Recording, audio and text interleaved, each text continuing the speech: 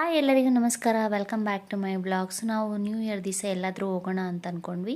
So ಚಿಕ್ಕ ತಿರುಪತಿಗೆ ಹೋಗೋಣ ಅಂತ ಹೇಳ್ಬಿಟ್ಟು ಚಿಕ್ಕ ತಿರುಪತಿಗೆ ಹೋಗೋಕ್ಕೆ ರೆಡಿ ಆದ್ವಿ. ಮನೆಯಲ್ಲೆಲ್ಲ ಕೆಲಸ ಮುಗಿಸಿ ನಾನು ತಿಂಡಿ ಮುಗಿಸ್ಕೊಂಡು ಮನೆಗೆ ಬಿಡೋಷ್ಟರಲ್ಲಿ 12:30 ಆಗಿತ್ತು.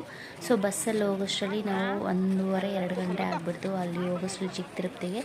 ಸೊ ಚಿಕ್ಕ ತಿರುಪತಿನಲ್ಲಿ ಫುಲ್ ರಶ್ ಅಂದರೆ ರಶ್ಶು ಆಗಿರೋದ್ರಿಂದ ಎಲ್ಲರಿಗೂ ರಜಾ ಇರುತ್ತಲ್ಲ, ಆಫೀಸಸ್ಸು ಮತ್ತು ಸ್ಕೂಲ್ಸ್ ಎಲ್ಲ ರಜಾ ಕೊಟ್ಟಿದ್ರಲ್ಲ. ಸೊ ಎಲ್ಲರೂ ನಾವು ತಿರುಪತಿನಲ್ಲಿ ಎಷ್ಟು ರಶ್ ಇರುತ್ತೋ ಅಷ್ಟು ರಶ್ ಇತ್ತು ಚಿಕ್ಕ ತಿರುಪತಿನಲ್ಲೂ ಸಹ.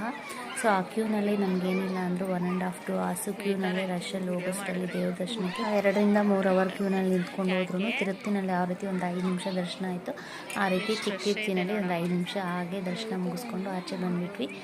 ಆಮೇಲೆ ಪ್ರಸಾದಕ್ಕೂ ಕೂಡ ತುಂಬ ರಶ್ಶು.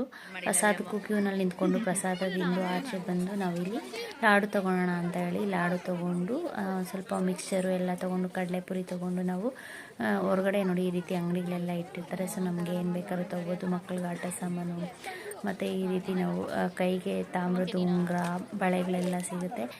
ಅದನ್ನೆಲ್ಲ ಶಾಪಿಂಗ್ ಮಾಡಿಕೊಂಡು ಬಸ್ ಸ್ಟಾಪಿಗೆ ಬಂದ್ವಿ. ಬಸ್ ಸ್ಟಾಪಿಗೆ ಬರೋಷ್ಟರಲ್ಲಿ ನಾವು 5 ಗಂಟೆ ಆಗಿಬಿಟ್ಟಿತ್ತು. ಬಸ್ಸೆಲ್ಲ ಫುಲ್ಲು ರಶ್ ಅಂದರೆ ರಶ್ಶು, ಬಸ್ಸುಗಳು ಸಹ ಖಾಲಿನೇ ಇಲ್ಲ. ಮತ್ತು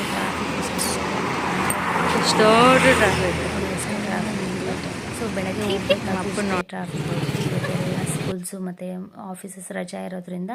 ಸೊ ದೇವ್ರ ದರ್ಶನಕ್ಕೆ ಹೋಗಿ ಎಲ್ಲ ಮುಗಿಸ್ಕೊಂಡು ಮನೆಗೆ ಬರೋಷ್ಟರಲ್ಲಿ 6 ಗಂಟೆ ಆಯಿತು. ನ್ಯೂ ಇಯರ್ ವ್ಲಾಗ್ ನಾನು ಲೇಟಾಗಿ ಅಪ್ಲೋಡ್ ಮಾಡ್ತಾಯಿದ್ದೀನಿ. Thanks for watching.